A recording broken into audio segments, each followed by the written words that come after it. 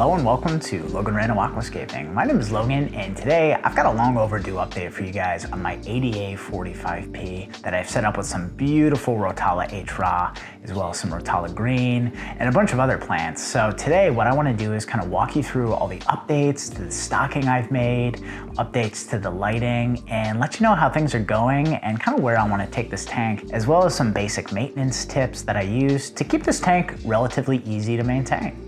So let's get started. All right, so about 1 month ago, I decided to upgrade the lighting on this tank from the O&F flat nano, which I really loved, but I wanted to see how far I could push the colors.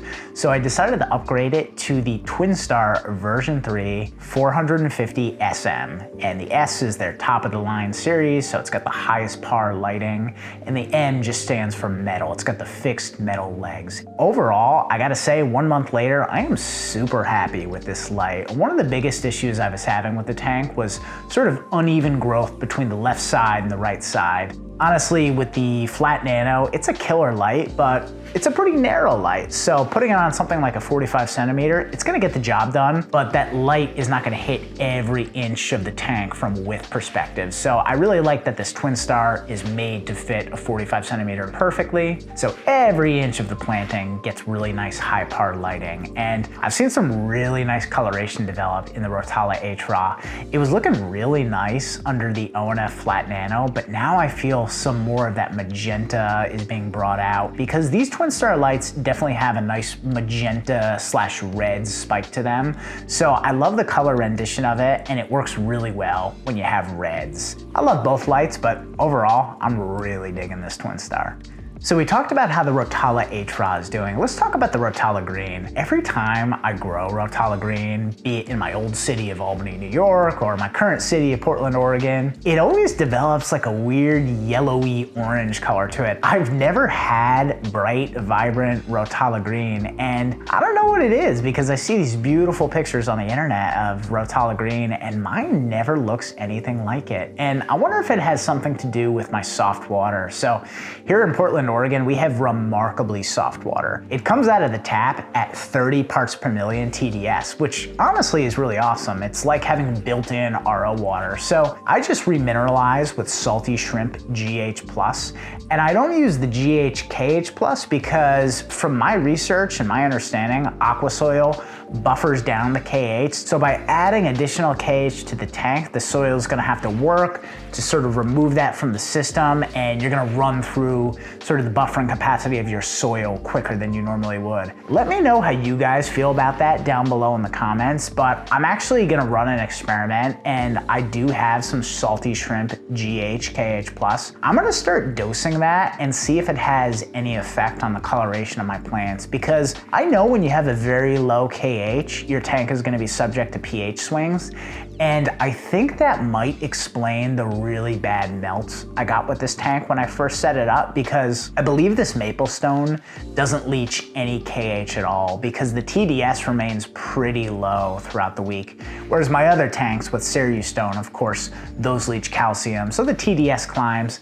So long story short, I'm gonna start adding KH into this tank and see if the plant coloration improves, see if we get better, more even growth. Those of you who have really soft water like mine, do you add KH to your tanks with aquasoil, or do you just add GH? Let me know. So moving down to the foreground, we have to talk about the beautiful Hygrophila Pinnatifida. And when I first added this to the tank, I added just 2 or 3 pretty large unsightly plants, and I showed you guys that through careful trimming and highlighting, we would get it nice and dense and compact. And I'm happy to say this plant has exceeded expectations. It's gone on such a journey of changing colors and changing shape, and it naturally spreads out like a weed, which in this case is really awesome because ultimately I want it to cover a lot of these rocks. I think ultimately I want to see if I can get it red. So I am dosing low nitrates, I'm running high par lighting, and I'm doing regular trimmings.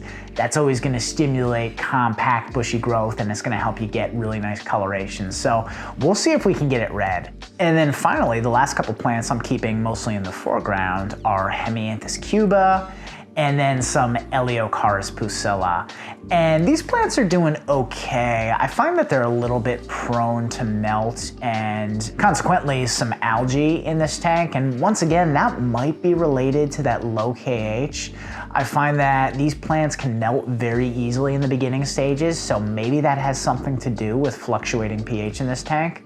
I don't know. Like I said, let me know down below in the comments what you think, but I've had a lot of melt with the Cuba and I've attempted to replant 3 times and most of the time a lot of it melts back. So we'll see. I think I've got it stable now, so I'm just fighting a little bit of green algae with it, trying to trim it to kind of stimulate that new growth, but I do see that it's spreading out and the new growth looks very vibrant, green, and healthy, so that's always a good sign. But I would say these 2 plants aren't quite up to par with the stems and the Pinnatifida in this tank. So over the next few weeks, I'm just gonna try and get things really healthy. Maybe I have to dial the lighting back a little bit. I purchased a dimmer, so we could take it from that 100% to 80%, see if that reduces the algae a bit. But a lot of the times, algae is a very realistic thing in our tanks. They can't always be perfect. Yeah, some people are able to keep those perfectly clean tanks, but I don't know, a little bit of algae is not a big deal to me.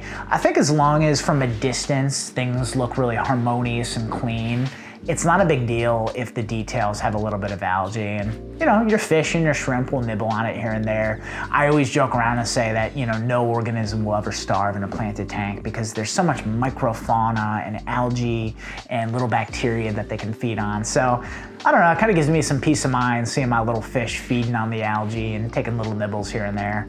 And finally, I want to tell you a little bit about the maintenance that I do with this tank to keep it very easy and clean and beautiful. So my philosophy with this tank is, okay, I've got stems, and stems can be very demanding, and not everybody wants to trim their tank for a couple hours on a Saturday. So my approach is to do a little bit every week to save yourself those long 2-3 hour trimming sessions.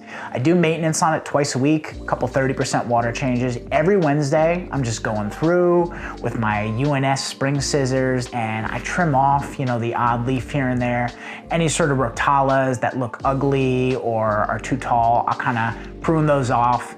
And honestly, I haven't had to do that really big 2-hour trimming in here. Conversely, with my UNS 60U, I let the moss go for a couple months and you know, I paid for it. I spent about 4 hours trimming it last Saturday, and now I might have to go see a chiropractor after all the weird positions I got my back into. So overall, you know, a little bit of maintenance here and there is gonna be psychologically a lot easier to deal with than those big treatment sessions. So do me a favor, let me know down below in the comments what you think I could do to make this tank look even better. And also, I'd love to hear your thoughts on my KH situation. I started adding it today, but I'm curious, you folks with soft water like mine, I mean, I've got 30 TDS water. Do you add KH to your aquasoil tanks?